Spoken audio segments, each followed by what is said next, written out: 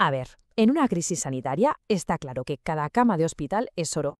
Pero, ¿y si la mejor manera de salvar vidas no fuera, como pensamos todos, admitir pacientes, sino todo lo contrario? ¿Darles el alta? Suena raro, ¿verdad? Pues hoy vamos a desgranar una estrategia que es justo eso, tan contraintuitiva como en ocasiones vital: el triaje inverso. Vamos a ponernos en el peor escenario posible, ¿vale? Pensemos en un desastre natural, un atentado, una pandemia, lo que sea. Los hospitales están a reventar, al límite. Y entonces llega la pregunta. Es la pregunta que nadie quiere ni hacerse, pero que es fundamental para estar preparados. ¿Qué hacemos cuando simple y llanamente no caben más, cuando no hay más camas?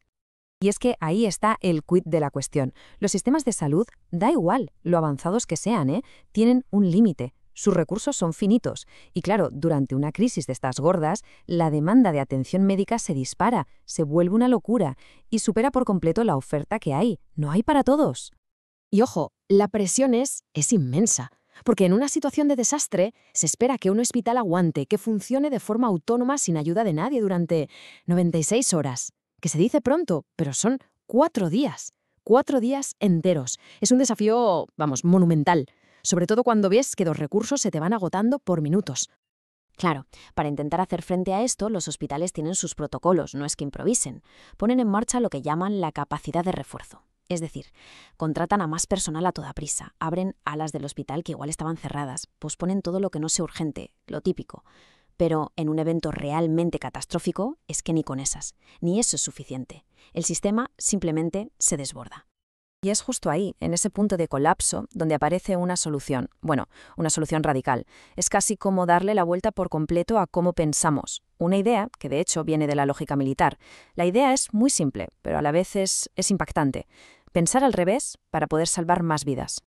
Dicho de forma muy sencilla, en lugar de centrarnos en decidir quién entra al hospital, el triaje inverso se centra en decidir quién puede salir. El objetivo es identificar a los pacientes que ya están ingresados, que están estables, que tienen un riesgo bajo, y darles el alta.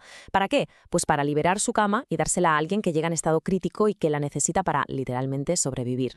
Es que es un cambio de enfoque total, de 180 grados. A ver, el triaje de toda la vida, el tradicional, se hace en la puerta de urgencias, ¿no? Ahí se decide quién es el más grave para entrar primero. Pues el triaje inverso hace lo contrario. Mira hacia adentro, hacia las habitaciones del hospital, para decidir quién está lo bastante bien como para salir antes. Pasamos de gestionar la entrada a gestionar la salida. Y cuidado, que no estamos hablando de una medida pequeña, para nada. Los estudios que se han hecho son muy claros. Aplicando el triaje inverso, un hospital puede aumentar su capacidad de camas entre un 10 y un 20%, y en apenas 2 a 6 horas. En medio de una crisis, ese porcentaje se traduce directamente en vidas. Puede ser la diferencia para cientos de personas. Vale, todo esto suena bien en la teoría, pero ahora viene la pregunta del millón, claro. ¿Cómo se decide quién está lo suficientemente estable para irse a casa? Porque obviamente esto no puede ser una decisión arbitraria, no se hace a ojo. Se basa en un sistema muy estructurado para clasificar los riesgos de cada paciente. Al final, todo se reduce a una pregunta clave. Una pregunta que el equipo médico tiene que hacerse con cada paciente. ¿Existe un riesgo real, un riesgo significativo de que esta persona sufra una complicación grave en las próximas 72 horas? Y cuando decimos grave, hablamos de un deterioro irreversible o, incluso la muerte.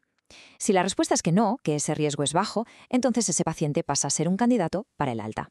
Y para que esta decisión sea lo más objetiva posible, se usa un sistema, una escala de riesgo de 5 puntos. Por ejemplo, para que nos hagamos una idea, un paciente de nivel 1, el de riesgo mínimo, podría ser alguien que se está recuperando bien de una infección sencilla. Pues ese se puede ir a casa.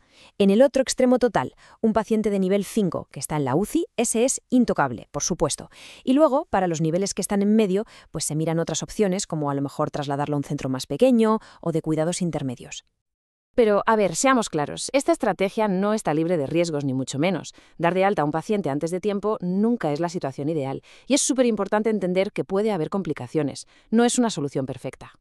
Para que nos pongamos en situación, incluso en un día normal, sin crisis ni nada, los estudios nos dicen que hasta un 19%, casi 1 de cada 5, de los pacientes que reciben el alta de forma normal, pues experimentan algún tipo de evento adverso al volver a casa, alguna complicación. O sea, que este es, por así decirlo, el riesgo de base con el que ya se cuenta siempre.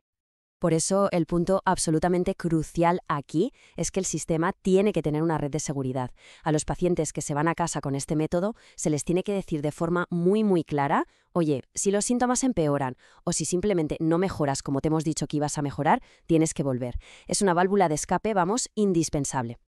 El problema, claro, es que esta red de seguridad también tiene un coste, y uno alto, porque los pacientes que vuelven lo hacen a un sistema que ya está saturado, y eso es un desafío enorme. Normalmente necesitan más tiempo de atención, tienen el doble de probabilidades de que los tengan que volver a ingresar, y al final pueden llegar a consumir más recursos de los que se liberaron cuando se fueron. Es una paradoja bastante complicada de gestionar. Y todo esto nos lleva de cabeza al aspecto más difícil de todos, el más peliagudo. Y es, por supuesto, el dilema ético. El peso que recae sobre los hombros no solo de los médicos y enfermeras, sino de las instituciones enteras. Hay una cita de la Academia Nacional de Ciencias de Estados Unidos que lo resume a la perfección. Es esa tensión entre dos deberes. Por un lado está el deber de cuidar al individuo, al paciente que tienes delante. La medicina se basa en eso. Pero, por otro lado, en una catástrofe aparece una responsabilidad diferente, la de gestionar los pocos recursos que hay para hacer el mayor bien posible al mayor número de gente. Y claro, estas dos obligaciones a veces chocan, y mucho. Entonces, para intentar navegar en estas aguas tan complicadas, los planes de emergencia se tienen que basar en unos pilares éticos muy sólidos. El primero, la transparencia, que todo el mundo entienda las reglas del juego. Luego, la coherencia, para garantizar que esas reglas se aplican a todos por igual. La proporcionalidad, que es básicamente asegurarse de que las medidas que se toman no son más extremas de lo necesario. Y por último, la rendición de cuentas, porque al final alguien tiene que ser responsable de cada decisión. Y por supuesto no podemos olvidarnos del coste humano que esto tiene para la gente que está en primera línea, para los sanitarios. Tener que tomar estas decisiones de vida o muerte puede causar lo que se llama un daño moral profundísimo. Por eso cualquier plan de triaje inverso tiene que incluir sí o sí, de forma obligatoria, recursos de apoyo psicológico para ellos, porque en cierto modo son las víctimas secundarias de la crisis. Al final, el triaje inverso es lo que es, una herramienta poderosa, sí, pero diseñada para el peor de los escenarios imaginables. Y nos obliga a todos a enfrentarnos a preguntas muy incómodas sobre el valor, el riesgo, la responsabilidad. Por eso, la pregunta final que queda en el aire no es solo si nuestros hospitales están preparados para aplicarlo, sino si nosotros, como sociedad, estamos listos para aceptar la lógica, a veces implacable, que exigen este tipo de decisiones.